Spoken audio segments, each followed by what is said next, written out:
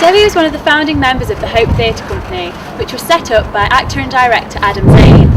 Their shows today include hard-hitting The Laramie Project, which they performed in both Liverpool and Manchester, and the Canal Street hit Village Voices. Adam, tell us a little bit about Hope Theatre Company and how you got it off the ground. We've been doing Hope Theatre Company for 2 years now. First of all, we started by producing The Laramie Project, which is a very famous American play, and we were invited to produce it for Queer Up North last year, which was great because we'd only been going for a year with Hope Theatre Company. So after a year to be invited to be involved in an international festival was huge for the company. And there was this one girl, and she was kind of cute. And she was next to me the whole way through this party. And she kept saying, "You look marvelous. I can't get over it. You look so well. What have you been doing?" And I just said, "Well, I feel fine, you know." And she kept following me all around the room, you know. And I was there for an hour and a half. So by the time I left, I felt pretty good, you know, with this girl. And just as I was leaving, she said to me, "Would you mind dropping me at my hotel because I'm afraid I can't get a taxi?" So I said, "Well, come on!" I wanted to hear more of all this. So all the way back to her hotel, she kept saying, "I just can't get over it. You look so well. I've never seen you look, and I've seen you for a long time." And I just, you know, and dropped her. So I picked up a paper the next morning to her column. She had a whole page, actually. And the headline said, "Judy Garland arrives in London, and she's not chubby. And she's not plump. She's fat." That terrible girl. What a miserable thing to do. After all that time I spent taking her to her hotel, and she went on and said, "But she's jolly. She's jollier than I've ever seen her. And if you say anything funny to her, she throws her head back and her chins joggle happily." You know, if I ever see that girl again, I think my fist is going to joggle happily in her face. Then I will be jolly. I'll be jollier than ever then. This misery's just too much for me. Can't go.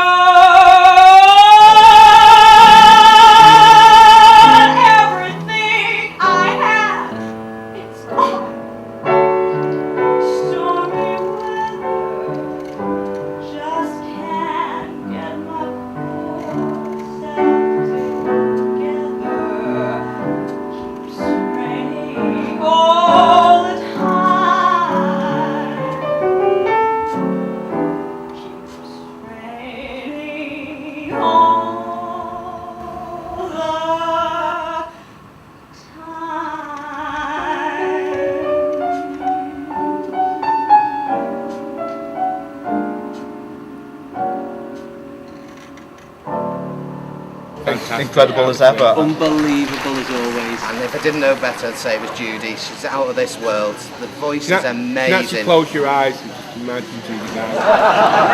But I was drunk. And afterwards, well, I got so abusive and so aggressive that I hit the stage manager very hard around the head.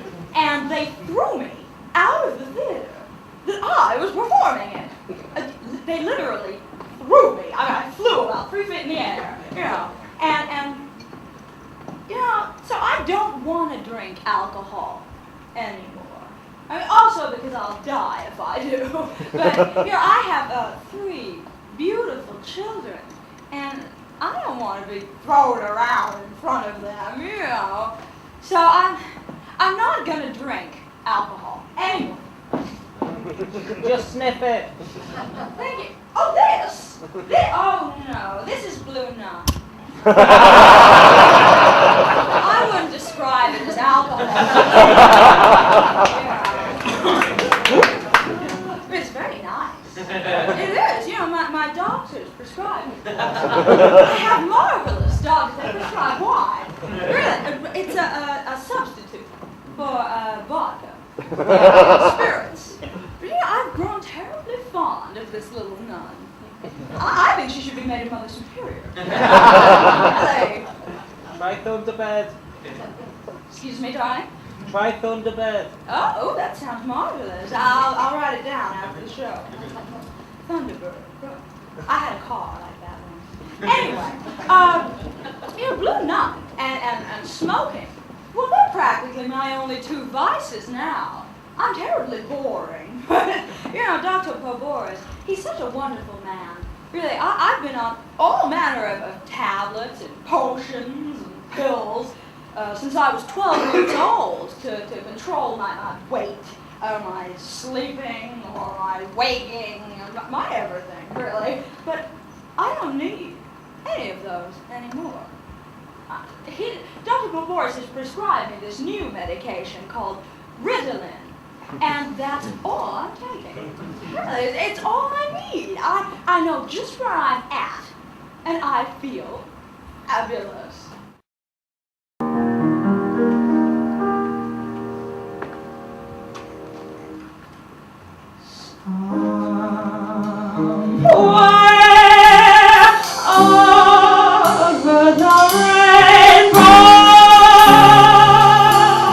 It's got to be Somewhere Over the Rainbow, innit? She sings that so fantastically.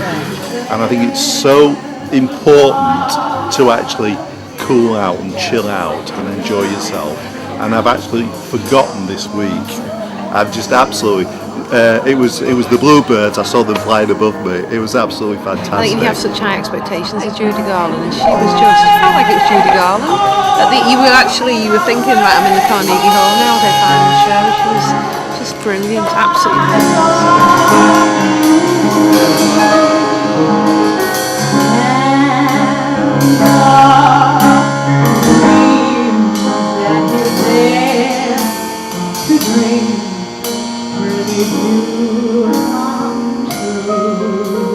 I think the best thing was forgetting that I actually wasn't watching Judy Garland, just getting absorbed inside the show. It's so entertaining, so fantastic, so real. Happy little bluebirds fly beyond the